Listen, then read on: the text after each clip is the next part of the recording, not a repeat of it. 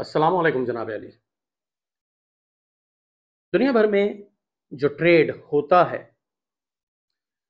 उसकी जो सबसे इंपॉर्टेंट बेसिस है वो कंपैरेटिव कॉस्ट एडवांटेज थ्योरी।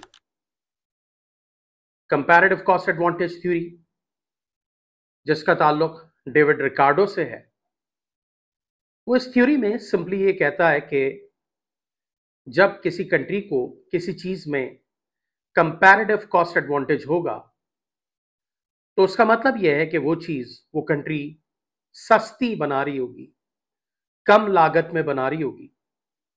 और जब वो दूसरे मुल्कों में उस चीज को कम लागत में बनाएगी तो वो दूसरों को सस्ता ऑफर कर सकती है। सारी दुनिया में तमाम ट्रेड ऑलमोस्ट इसी बुनियाद पर चलता है।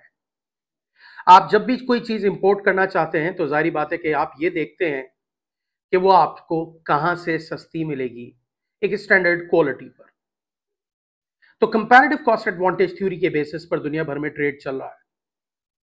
लेकिन जब ट्रेड वॉर्स स्टार्ट हो जाती हैं, लेकिन जब कंट्रीज एक दूसरे के ऊपर बहुत ज्यादा टैरिफ्स लगाने लगती हैं और एक दूसरे की एक्सपोर्ट को डिस्करेज करती हैं अपनी इंपोर्ट को कम करने के लिए डिफरेंट रीजंस की वजह से, तो फिर बहुत सारे प्रॉब्लम्स क्रिएट होते हैं।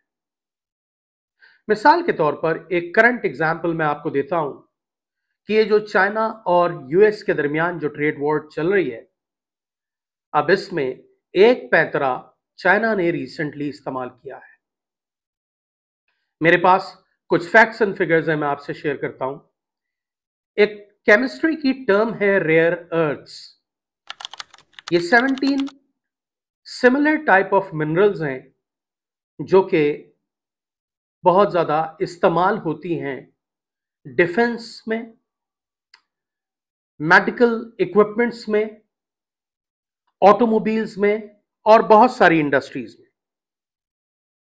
मैकेनिकल इंजीनियरिंग में भी। और ये जो रेयर अर्थ्स हैं, इनसे जो सबसे इंपॉर्टेंट चीज बनती है वो बनती है परमानेंट मैग्नेट्स,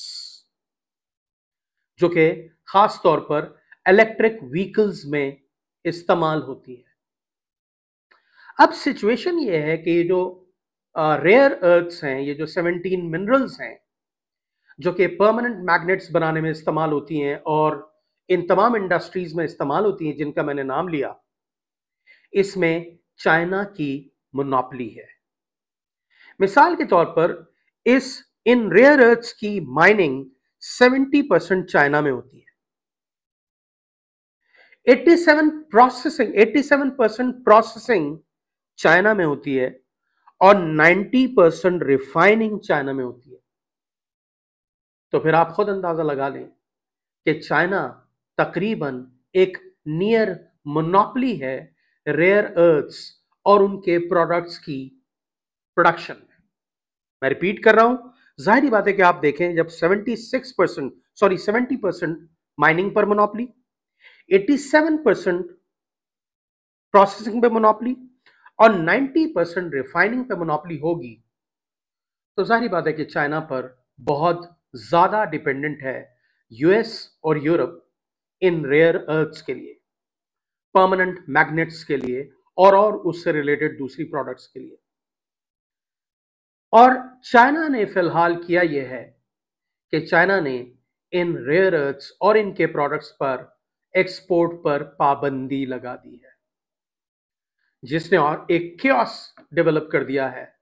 यूरोपियन कंट्रीज परेशान है, स्पेसिफिकली जर्मनी। यूएस परेशान है क्योंकि चाइना मोनोपोली है और फिलहाल कोई सप्लाई अवेलेबल नहीं है रेयर अर्थ्स की दूसरी वर्ल्ड से।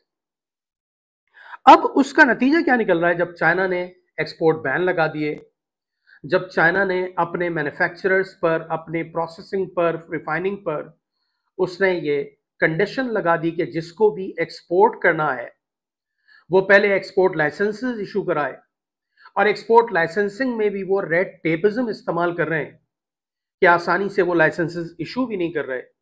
एज अ रिजल्ट उसकी रेयर अर्थ्स की एक्सपोर्ट रुक गई है और नतीजा ये निकला है कि मिसाल के तौर पर जापान में सुजुकी ने इलेक्ट्रिक व्हीकल्स की प्रोडक्शन बंद कर दी, फोर्ड ने इलेक्ट्रिक व्हीकल की प्रोडक्शन बंद कर दी और तमाम दुनिया की जो मैकेनिकल इंजीनियरिंग की जो चैंपियन जो कंट्रीज हैं, जो मेडिकल डिवाइसेस बनाते हैं, जो डिफेंस इक्विपमेंट्स बनाते हैं, जो ऑटोमोबाइल्स बनाते हैं, वहां रेयर अर्थ्स की शॉर्टेज की वजह से तकरीबन प्रोडक्शन हॉल्ट पे आ गई है।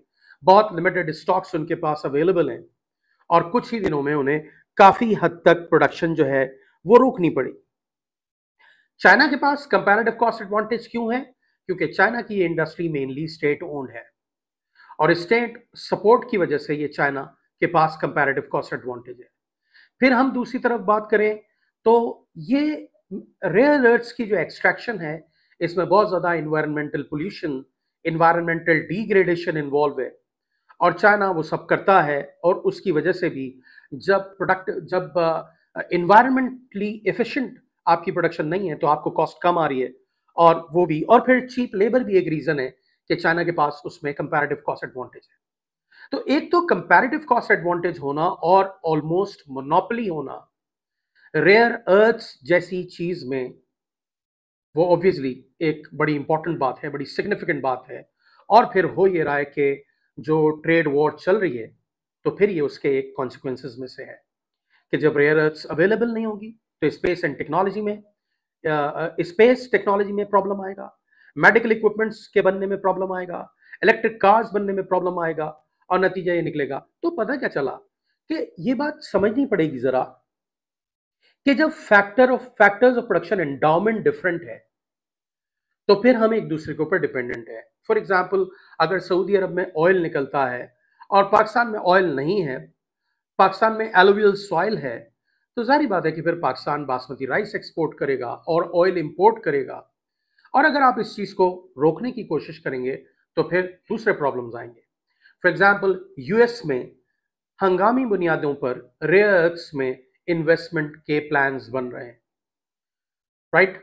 और करोड़ों अरबों बिलियन डॉलर्स के प्रोजेक्ट्स तैयार हो रहे हैं, प्लान बन रहे हैं कि वहीं से उसको एक्सट्रैक्ट किया जाए, वहीं उसको प्रोसेस किया जाए, वहीं उसको रिफाइन किया जाए। तो फिर क्या ये डुप्लीकेशन ऑफ द वर्क नहीं है कि जब चाइना से वो चीज सस्ती मिल सकती है और ट्रेड वॉर के चक्कर में आप अपने यहाँ उस चीज को प्रोड्यूस करेंगे, और जैसे कि मैंने स्टडी किया कि जो चाइना से जिस प्राइस पर उन्हें मिल रही है उससे डबल लागत आएगी उस चीज को प्रोड्यूस करने की, तो क्या ये ट्रेड वॉर करना, क्या ये टैरिफ्स लगाना और अपनी बाउंड्रीज दूसरे गुड्स के लिए, दूसरी कंट्रीज के लिए बंद करना, क्या समझदारी है? याद रखें कि जो पुराने इकोनॉमिस्ट कुछ थियरीज दे गए हैं वो बड़ी इंपॉर्टेंट हैं और वही सच हैं एक्चुअली, कि कंपैरेटिव कॉस्ट एडवांटेज के बेस पर ट्रेड होना चाहिए। और जब आप किसी के कंपैरेटिव कॉस्ट एडवांटेज को नेगेटिवली इन्फ्लुएंस करते हैं और अपनी बाउंड्रीज दूसरों के लिए बंद करते हैं तो कॉस्ट ऑफ लिविंग बढ़ती है, स्टैंडर्ड ऑफ लिविंग डिक्लाइन होता है। आप देख सकते हैं कि ऑब्वियसली बहुत सारी चीज़ों में अमेरिका में इन्फ्लेशन का ट्रेंड डेवलप हो गया। मिसाल के तौर पे टेक्सटाइल्स अमेरिका बिल्कुल नहीं प्रोड्यूस करता और उसे दूसरी दुनिया से खरीदनी पड़ती है। अब ऐसा तो नहीं हो सकता ना कि रुई खरीदे या खेत लगाए कॉटन के और खुद से टेक्सटाइल्स प्रोड्यूस करना शुरू करे, उसमें टाइम लगेगा, उसमें एक्स्ट्रा कॉस्ट लगेगी। तो याद रखें कि ट्रेड वॉर कभी भी कोई समझदारी की चीज नहीं है। दूसरों की एक्सपोर्ट्स पर बैन लगाना अपने करंट अकाउंट डेफिसिट को खत्म करने के लिए, जैसे कि मैं देख रहा था, जेफरी सैक्स एक इकोनॉमिस्ट हैं अमेरिका के, उन्होंने कहा कि डोनाल्ड ट्रंप की जो थ्योरी है वो बिल्कुल बच्चों वाली है, बेवकूफाना है। उन्होंने कहा कि मैं अपना क्रेडिट कार्ड लेके शॉपिंग पे निकलता हूँ और मुख्तलिफ जगहों से शॉपिंग करता हूँ और जब मेरे ऊपर क्रेडिट कार्ड का बहुत लोन जमा हो जाता है तो मैं उन्हीं शॉपकीपर्स को कहता हूँ, you have ripped me of, you have ripped me of, you have ripped me of, right? तो आपने शॉपिंग की है, आपने दूसरों से खरीदा है, तो अगर आपके ऊपर क्रेडिट कार्ड का बैलेंस चढ़ गया है तो वो आपका कसूर है। जब आपका करंट अकाउंट डेफिसिट में है तो इसका मतलब है कि you are living beyond your means, और जब आप लिविंग बियॉन्ड योर मीन्स हैं तो फिर ये आपका कसूर है, किसी दूसरे का कसूर नहीं है, राइट? तो इस बात को बहुत समझने की जरूरत है कि ये जो ट्रेड वॉर चल रही है इसमें अल्टीमेटली किसी का बेनिफिट नहीं होने वाला है। दुनिया भर में कॉस्ट ऑफ लिविंग बढ़ेगी, इन्फ्लेशन बढ़ेगी, quality of goods and services compromise होगी, क्वालिटी ऑफ लाइफ कंप्रोमाइज होगी और बहुत सारे नेगेटिव कॉन्सिक्वेंसेज आएंगे। आई होप कि ये बात आपकी समझ में आई हो और thank you very much. Thanks a lot.